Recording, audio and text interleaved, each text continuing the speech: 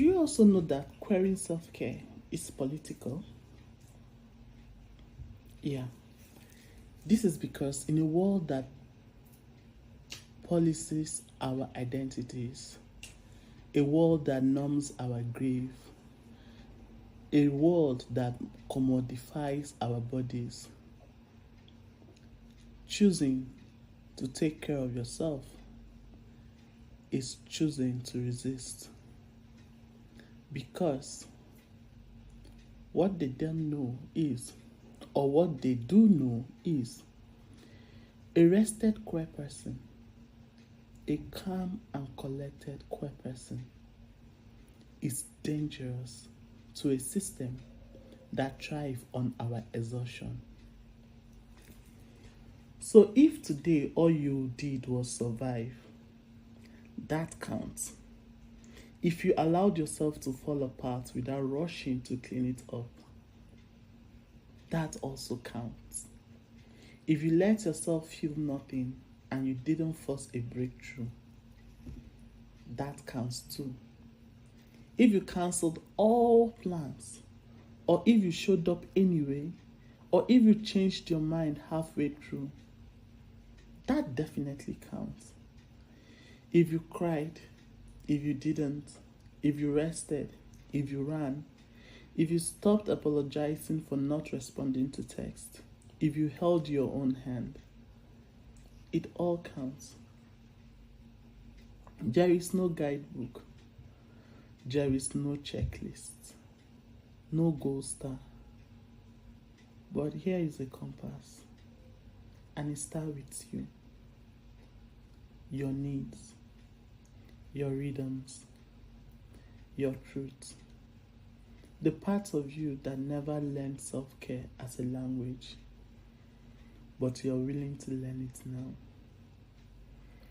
This is my invitation for you to return to yourself. Take up space in your own life. Remember that you matter.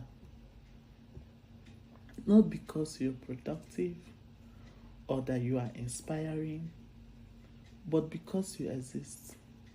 Because you are a full and whole person. Most importantly, because you are worthy of care, even when you don't feel like it. That is enough. You are enough. And tomorrow, if you forget, I will remind you again.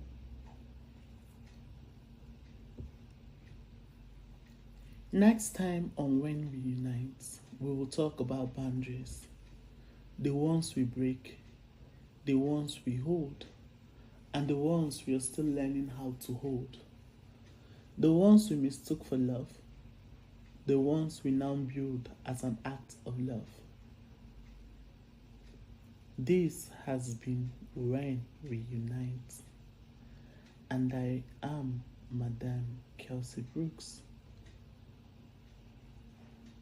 If there is one thing you must take from this episode is be soft with yourself, especially when the world around you isn't soft to you. Especially when you forget how to be soft to yourself. Especially when you're still learning to be soft. Be soft to you. Peace doesn't always feel like calm. Hear that again. Peace doesn't always feel like calm. Sometimes it feels like saying no and then sitting in the guilt for 3 days. Sometimes it feels like walking away from what you love, because love without safety isn't peace. Sometimes it's the relief that arrives hours after a boundary is set. A relief that is messy, late, but real. In this episode, we'll talk about that kind of peace. The kind that is not seen in meditative stillness, but in shaking hands. The kind of peace you fight for quietly. The kind of peace that doesn't win you applause, but slowly rebuilds your spirit. The kind that lets you sleep a little deeper, even after a whole full day of doubt. You are allowed to protect your energy. You are allowed to disappoint people. You are allowed to take up space with your needs, even if it makes things awkward, especially if it makes things awkward. You are allowed to matter to yourself first. What are emotional boundaries? Emotional boundaries do not appear when you be mean. It is when you are honest. They are the invisible lines that says, this is where I end and you begin. They mark the sacred territory of your energy, your time, your heart. They are how you protect your time, your truth, your tenderness, your softness. Sometimes that boundary to that emotion is a full sentence, an epistle, a paragraph. Sometimes it's a pause, a slow exhale, a text you don't send, a meeting you don't attend. You see, boundaries are how we communicate with ourselves and with others about what is sustainable. Boundaries are not selfish. They are survival tools. They are clarity in the fog of life. They are what love looks like when we finally include ourselves in it. They are what your love should look like when you finally include yourself in it. And yes, I understand you when you say certain boundaries feel terrifying at first. I felt that same way too. It is terrifying if you were raised to be agreeable, to people please, to feel love as something earned by overextending. And when you decide to ask, or when you decide to set these boundaries, guilt follows. Let's talk about that guilt, because it always comes. Several times in my life, I have seen this guilt manifest in different ways. It makes me feel bad. It makes me feel wrong. It makes me feel mean for setting boundaries to protect myself. But even though guilt will come, it doesn't mean you did something wrong. Sometimes guilt could be a sign you're doing something new, not something bad. One of my favorite examples is Rapunzel. Did you remember when Rapunzel took that brave step of leaving her tower? That was guilt.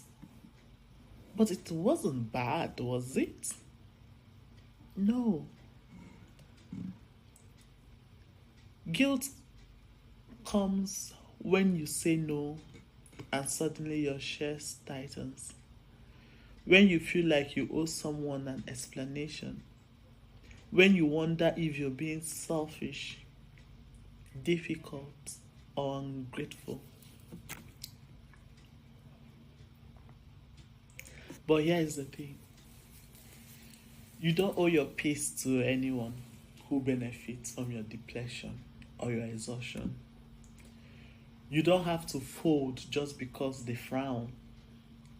You're not responsible for managing other people's feeling at the expense of your own wellness. Yes, guilt will come, but you shouldn't stay.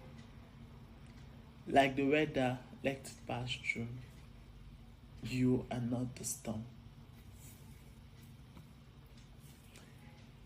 And even if you were the storm, after the storm comes peace.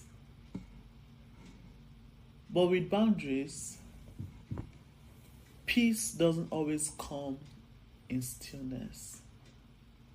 Sometimes it comes with loneliness, with discomfort, with the sting of absence. It is the sound of your phone not ringing, the silence that overwhelms you after you've said no.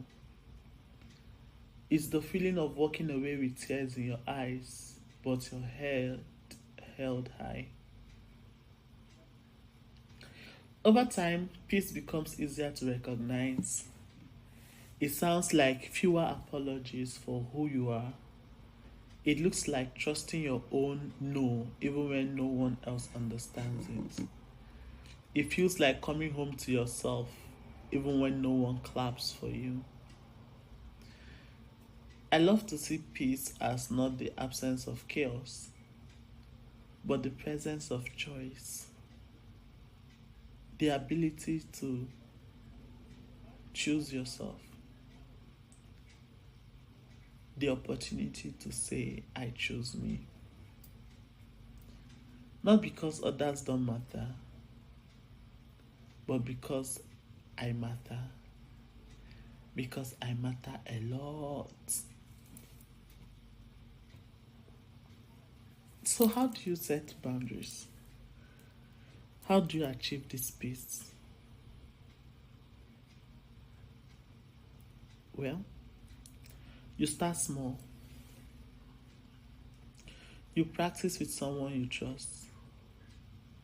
Start by saying, I'm not ready to talk about that. I'm not ready to talk about this. I need time to think about this. I need time to go over that. Of course, I hear you, but I need to be alone. You need to practice to notice when your energy shifts. But that means you need to recognize your energy. Does your body tighten? Do you start to dissociate? That is your system asking for a boundary. Listen to it. The truth is, boundary work is not a one-time thing. It's like a muscle. And like all muscle, you need practice to strengthen it. Sometimes it means unlearning decades of overgiving. It means that you will fumble for the first few times. It means that you might say the wrong thing, or you will feel the annoying ache of separation. But is it worth it? Yes. Why? Your peace is not for negotiation. Yes, you will mess up.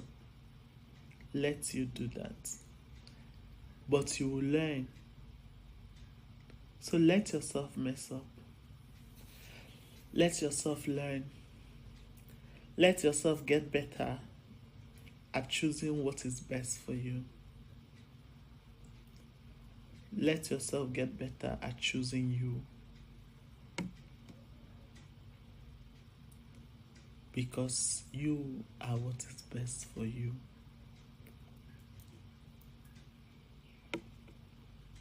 You are allowed to make people uncomfortable if it means being true to yourself. You are allowed to protect your spirit. You are allowed to walk away from love that asks you to betray yourself to keep it. Remember, boundaries are not walls you build. There are doors you create and you decide when you choose to open. There are bridges that have tolls. You choose who gets across. You decide the terms. And with it comes peace.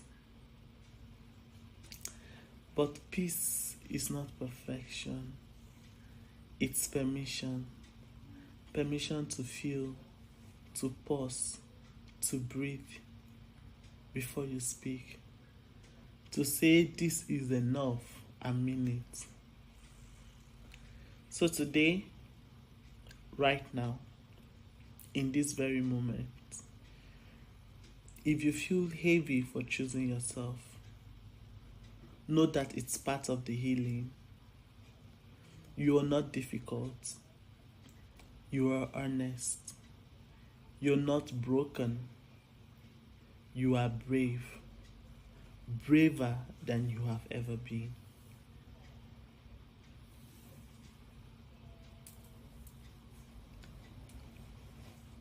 This has been When We Unite. I'm Madam Kelsey Brooks, and I would love to thank you for protecting your peace, one breath at a time. Remember, you are not too much. You are not too little to ask for less chaos.